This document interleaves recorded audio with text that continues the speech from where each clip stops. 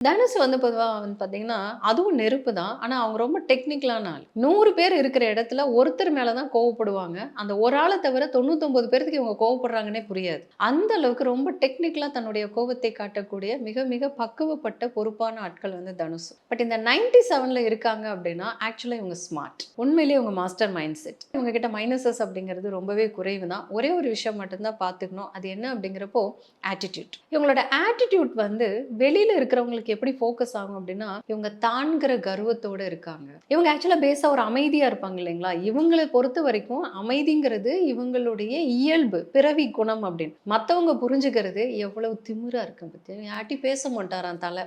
இந்த ரேஞ்சுக்கு வச்சுப்பாங்க. மத்தவங்க இவங்கள தவறா புரிஞ்சுக்கிறாங்க. இவங்க தான்கிற கர்வத்தோட இருக்காங்க.